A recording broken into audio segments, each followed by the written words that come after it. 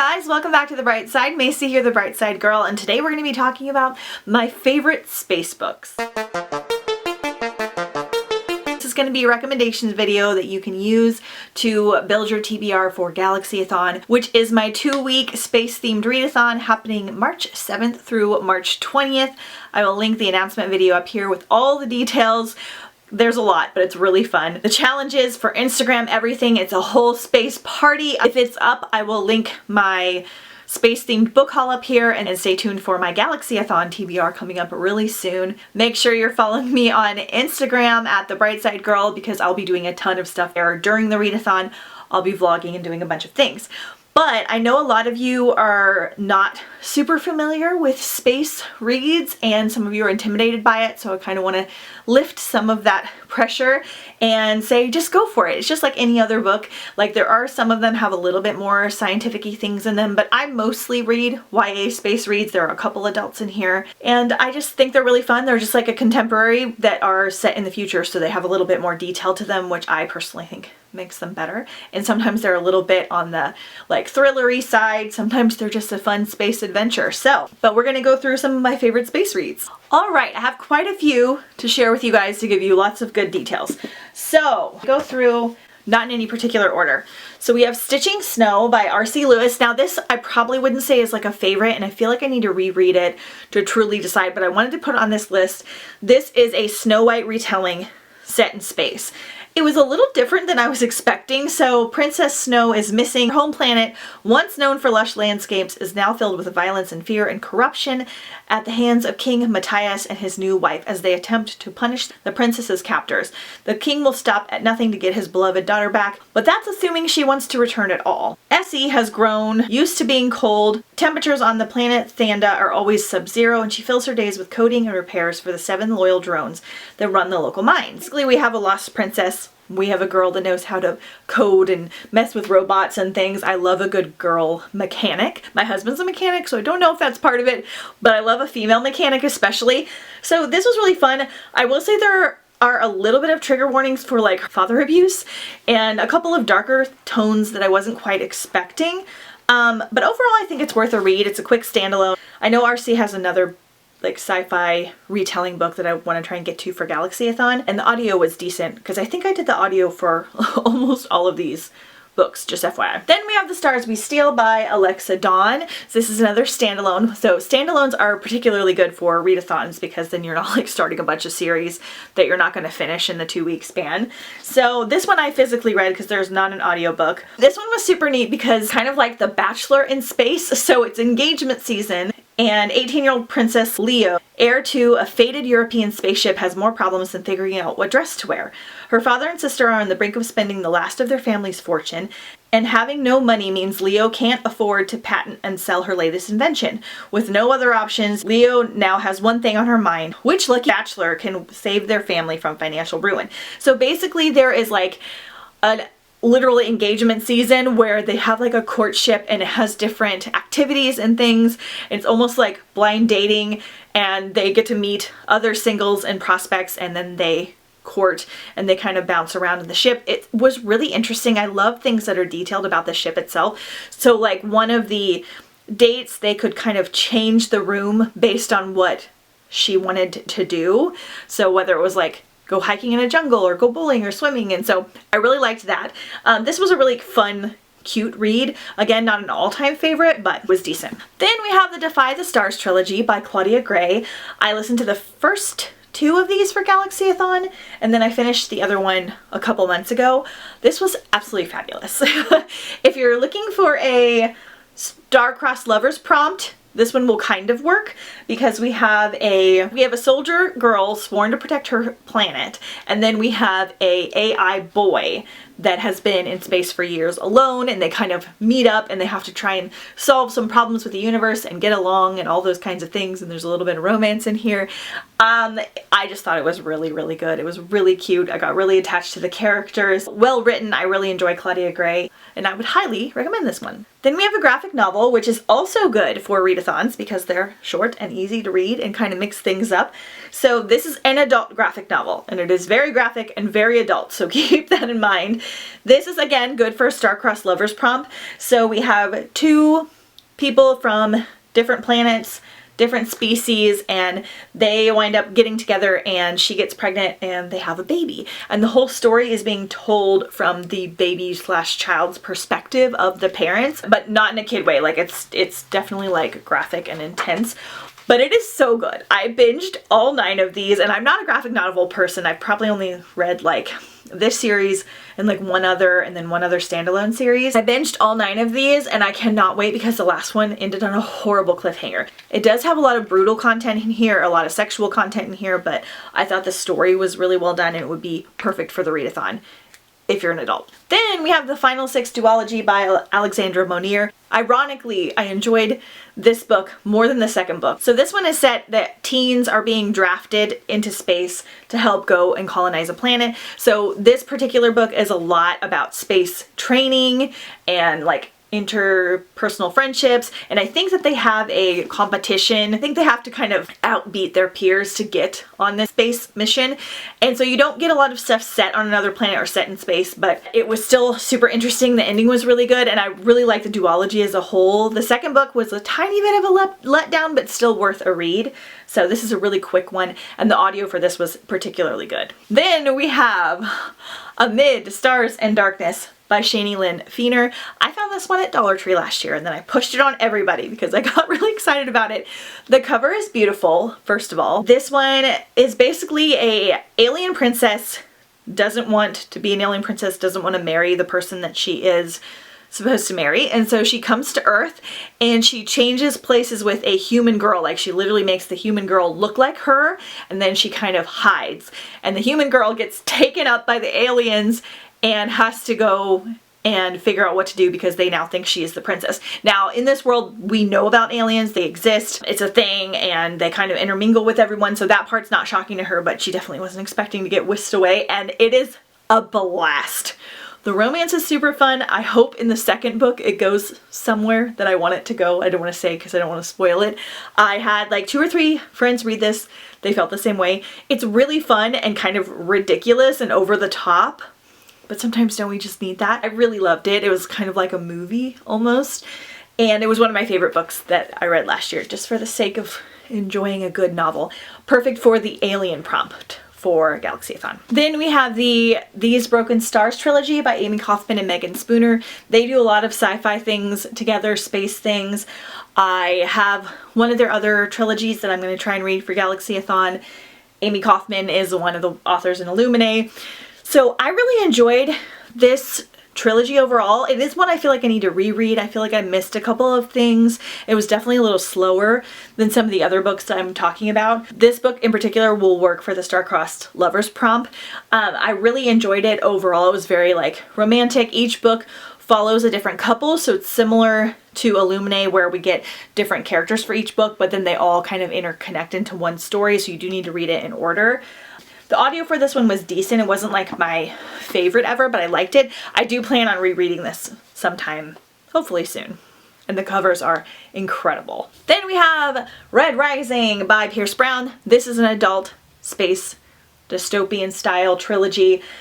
The first book is not very heavy on the space aspect, which could be good or bad depending on what you're looking for. It has a much heavier like dystopian feel. You don't get a lot of the like spaceship typey vibes until like the other books. It's one of my favorite trilogies of all time. So there are 6 books in the series. The last book's coming out soon, I think. I'm really excited.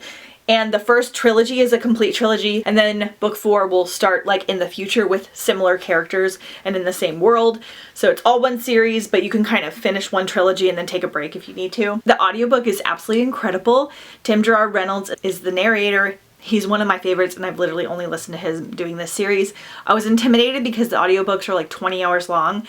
I do listen at a faster speed, so they go fast, but I literally flew through these in like 2 or 3 days because they're so good. They are adult. There are some brutal things in here. There are a little bit of sexual things in here. It's intense at parts, but I literally would be like cooking dinner, and then I would be like, I'd just come around the corner and my husband would be like, what's happening? And I'd be like, there is stuff going on in my ear that you don't even know about and you're not even ready for. And there was just like the plot twists were genius. Darrow is a red in a color-coded society and he has the lowest caste in the society. He slaves away, I think they're on Mars. His people are trying to make the surface of Mars livable for future generations. So he has no problem like mining and doing the hard work to make that happen. So he finds out that society has already reached the point that they want to reach a long time ago, and they're basically kind of keeping him and his caste, his color caste, as slaves to kind of maintain control, and so he has to find a way to kind of infiltrate the system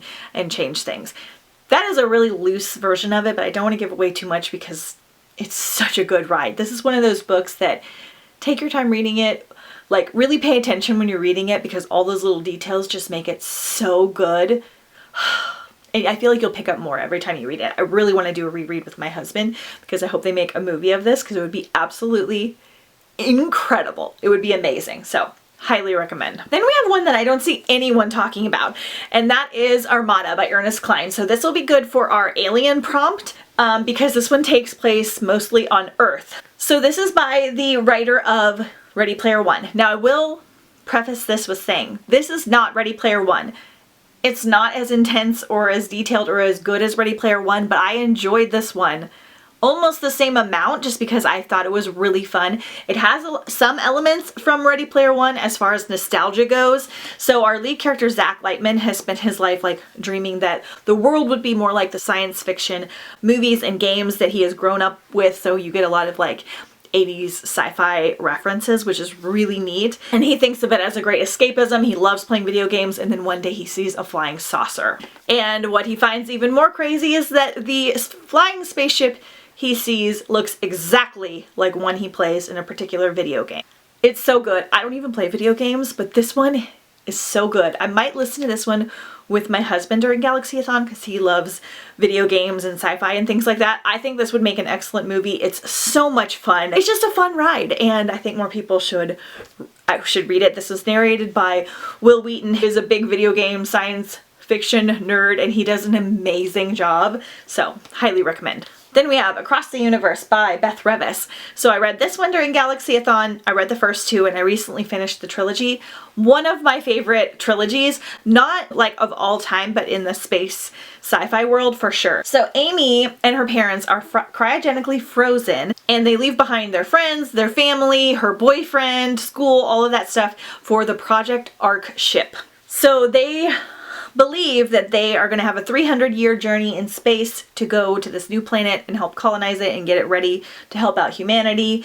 And 42 years into the mission, somebody unplugs Amy and she is woken up from her sleep. So she's woken up way before her parents and way before she's supposed to, and she gets to see what's been going on the ship, and it is fantastic. The opening to this one really sucks you in because she's getting cryogenically frozen like in the opening, and you're like, oh my god, there's a lot going on. It's really good. I think I gave all of these 4 stars. They weren't quite 5 stars, but I really had so much fun through the whole journey. There's a lot of detail about the spaceship and the people on the spaceship because the original crew is supposed to have kids and then raise those kids to run the ship because it takes 300 years to get there. I loved it. And there is a kind of a Starcrossed lovers thing going on in here, so you can count it for that challenge as well. Then we have Aurora Rising by Kristoff and Amy Kaufman. I will talk about their other book here in a minute. So I have mixed feelings on this series. I don't know why. So I read it 2 years ago. I listened to this via audio, full cast, really fabulous, and it was a really weird month. I only read 1 book that month, and I was having like brain fog and I just wasn't paying attention, so I felt like I was confused, and I was enjoying it, but not as much as I should. So I reread this last year before the second book came out, and I still felt like I didn't fully grasp everything. It's not overly complicated. I've read way more complicated things, but maybe it just isn't fully clicking. I enjoyed it, but I just felt like I should have enjoyed it so much more because I know so many people that adore this trilogy. I felt the same way about the second book, and I will read the third one, and I feel like this is one that might grow on me personally, but I still highly recommend it because Kristoff and Amy Kaufman are so good, and like the books are so pretty, and it's just like a ragtag team in space, and it's very, very fun. The year is 2380, and the graduating cadets of Aurora Academy are being assigned their first mission. Star pupil Tyler Jones is ready to recruit the squad of his dreams, but his own bow-headed heroism sees him stuck with the dregs nobody else in the academy would touch. So he's got a whole crew, and then like right before he's supposed to like graduate or start his mission, he finds Aurora, and she's not supposed to be there. It's a whole thing, and I haven't finished the trilogy yet, but I would recommend. Okay, another one that I don't see anybody talking about is Earth Girl by Janna Edwards. Now, I physically read this one, and then I reread it via audio last year. I can't even tell you how much I love this. This is like feel-good happiness in a book. We're in the future.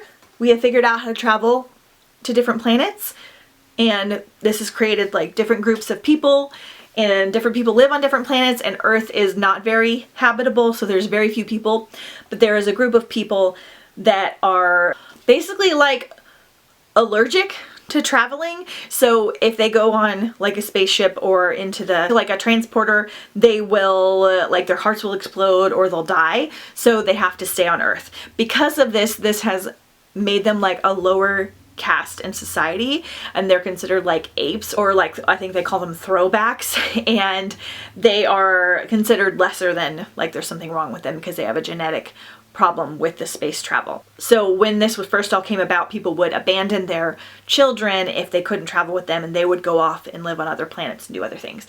So our main character is an orphan, and she lives on Earth, and she dreams of traveling. So she joins a school on Earth with a bunch of people from all over different planets. She fakes a military background so that they won't think that she is from Earth, basically excavating things from Earth. It's called like mine hunting or something, and they basically go and they try to find relics and things from the past when people fully lived on Earth, because everything was kind of abandoned once they could travel for the most part. And so that she goes into these different sectors where things are kind of ruined and things, and they wear space suits and everything, and they try to go and pick up like time capsules and stuff like that.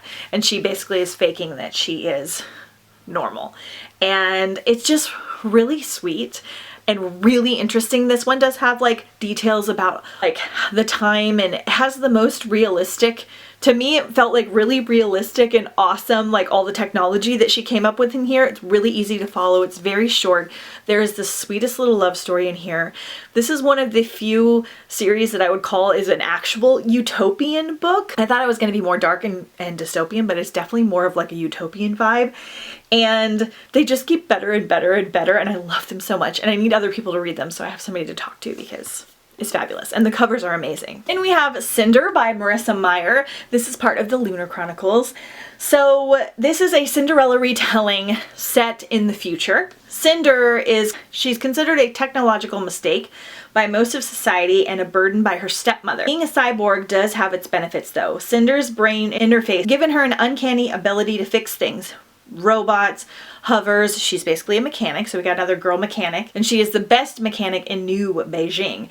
The reputation brings Prince Kai himself to her weekly market booth, needing her to repair a broken android before the annual ball. He jokingly calls it a matter of national security, and Cinder suspects it's more serious than he's letting on. So basically there is like a plague on Earth, and it's been kind of like affecting everyone, and so you've got that kind of aspect going on. You've got some romance in here. You've got Cinder being part cyborg and her stepmother being against that, and people being really prejudiced against her. So this book itself is not space related. It is sci-fi.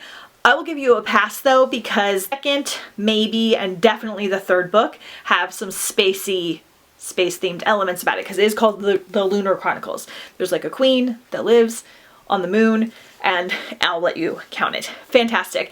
Audiobook narrator is Rebecca Solar. So this series is a different retelling for each one. However, they all interconnect. It's one big story, so you definitely need to go in order. So this is Cinder. You're following Cinderella, then Red Riding Hood, then Rapunzel, and then Snow White. But they all interconnect.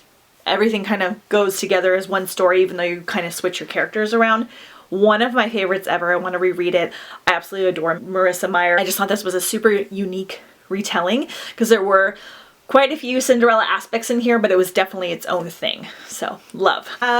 My favorite sci-fi space book of all time, and that is Illuminae by J. Kristoff and Amy Kaufman. So, this one, I cannot express to you how much I will beg you to get the physical book and the audiobook, because the physical book is incredible. It has all this different formatting.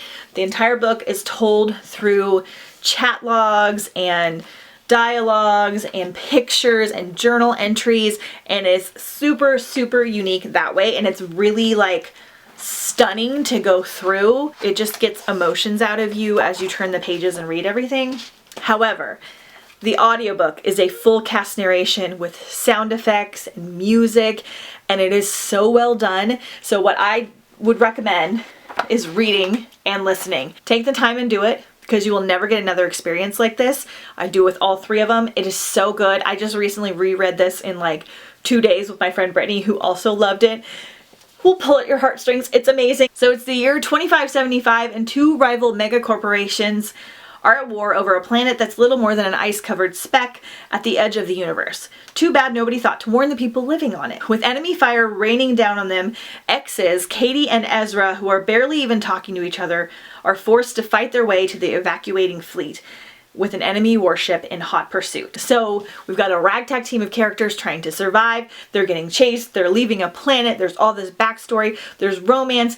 There are so many funny moments, especially with the chats and the IMs and everything. It is just absolutely incredible. It seems intimidating, but just go slow and read. It's really not. I think it's absolutely amazing. If you are only going to do one, I would suggest physically reading it so that you can see everything and that you can kind of absorb it more, but I highly recommend you do both. It's absolutely amazing. And if you guys know of any more books that have stuff like this, I'm going to do a video on it.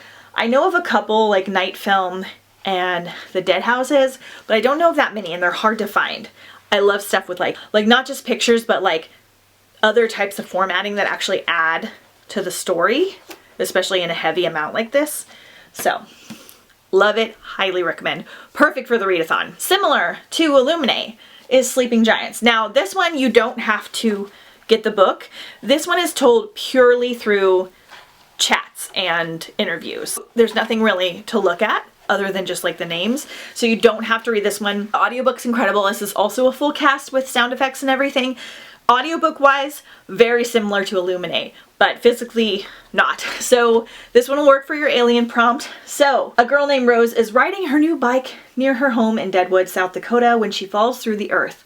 She wakes up at the bottom of a square hole, its walls glowing with intricate carvings, but the firemen who come save her peer down upon something even stranger, a little girl in the palm of a giant metal hand. So basically, they find this giant metal hand, and they're like, this has to be from aliens. How did this get here? Why have we just now found this? What's happening? It's so good. I reread this with Jeff last year for Galaxyathon because he hadn't read it. He super enjoyed it. This is adult. This one, unlike Red Rising and some of the other ones, I feel like is appropriate for YA. It's not like super brutal or anything. It is so incredible, and it's a really quick audiobook. Would be perfect and amazing for Galaxyathon. Highly, highly recommend. Okay, you guys, those are all of my space book recommendations. I think this is the majority of the space books that I have read. At least they were my favorite ones. I left out a couple that I didn't really like that much. Let me know what you plan on reading for Galaxyathon down below. I'll be filming my TBR video here very soon. They'll have different recommendations on it. Check out that space-themed book haul that I linked up there. And let me know if you're going to read any of these. I would love to hear your thoughts on them. I have such warm feelings. I really love space books, and I don't read enough of them for how much I love them. So I'm excited to do more in just a week or two. Don't forget to follow me at The Bright Side Girl, and let me know if you're participating in the readathon, and I will see you guys next time on The Bright Side.